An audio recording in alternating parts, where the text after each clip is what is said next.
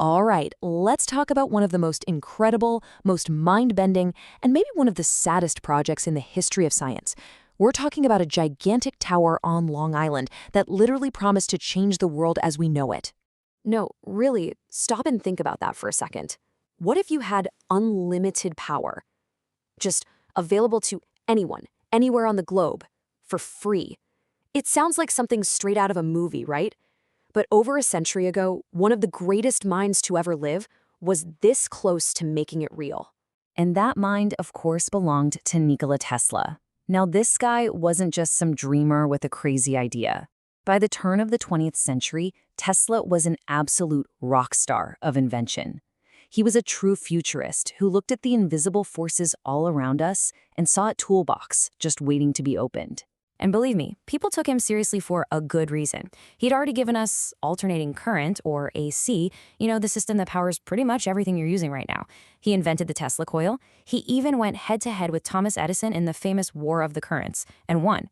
The man's track record was legendary. So when he announced his next big project, you bet people were listening. And that next big thing was something he called the World Wireless System. The plan? To build this enormous, futuristic transmission tower out in Shoreham, New York. It was supposed to be the very first hub and a global network that would completely change communication, and as we're about to find out, a whole lot more. This amazing structure was called the Wardenclyffe Tower. Now, on the surface, its purpose was already a game changer, sending messages, maybe even pictures, all the way across the Atlantic Ocean with zero wires. But that was only half the story. That was just the cover. And this, right here, is the absolute heart of the whole story. The public goal, the idea he sold to his investors, was wireless communication, beating the telegraph companies. But Tesla's secret, his true passion, was to use that same tower to tap into the Earth's natural energy field and broadcast electricity through the air itself. Anyone, anywhere, could just pull it down. Free, unlimited power for everyone.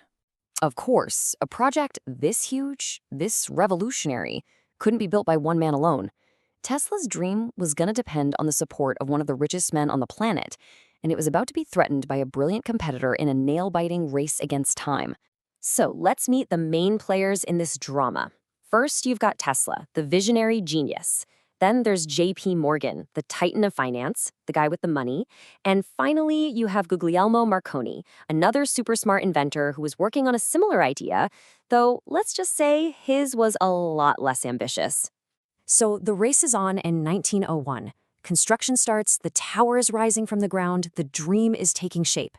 And then, just a month later, bam, a huge blow.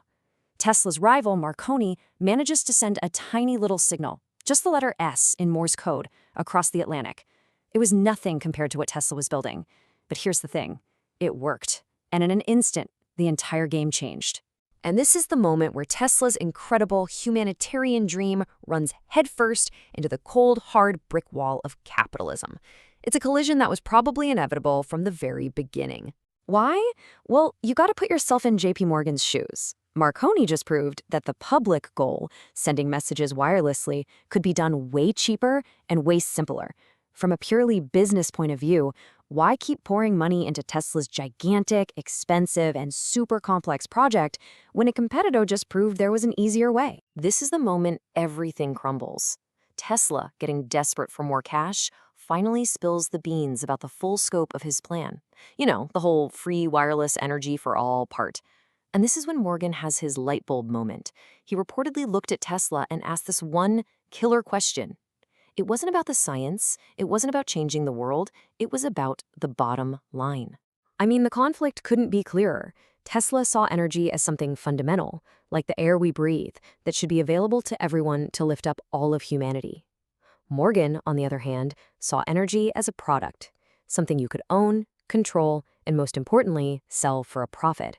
Those two visions, they just could not exist in the same project. And with that one question, with that fundamental disagreement laid bare, the end came. And it came fast. The dream that had soared so high was about to come crashing right back down to earth.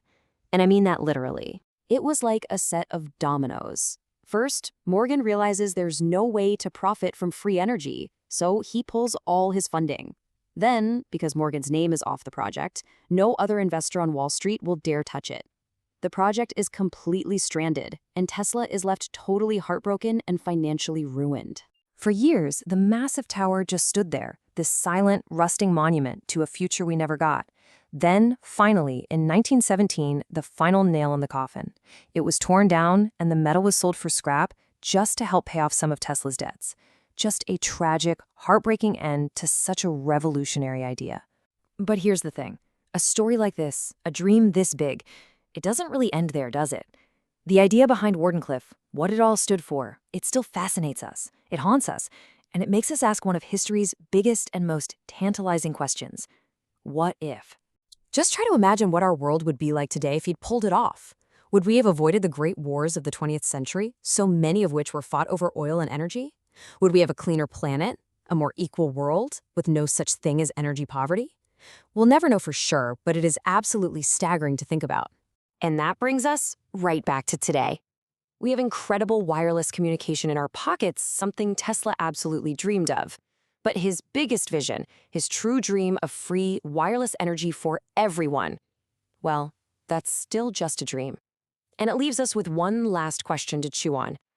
Over 100 years later, are we actually any closer to that dream, or have we just gotten better at putting a meter on everything?